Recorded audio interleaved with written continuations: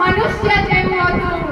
જ્યાં હિરણ્યકશિપુએ ભગવાનને જોયા એટલે ગદાથી પ્રહાર કરવા જાય, ભગવાનને એની ગદા એના હાથમાંથી ઝૂંટવી લીધી અને ખસેડી અને ઉમરા વચ્ચે લાવી પોતાના સાથળ ઉપર સુડાવી દીધો અને હિરણ્યકશિપુને કહે, એ ભાગ્યું તુને, ન કોઈ મનુષ્યથી મારો ન કોઈ પશુથી મારું, તો મુખ સિંહ જેવું, શ્રી આમ મનુષ્ય જેવું. તે કહ્યું હતું, ન ઉપર ન નીચે, મેં તને મારા સાથળ પર સુડાવ્યો છે.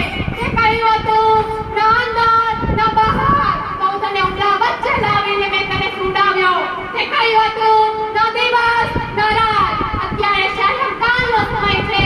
તે કહ્યું હતું, ન અસ્ત્ર ન શસ્ત્ર ન લીલું ન સૂકું, તો તારું મૃત્યુ મારા નખથી.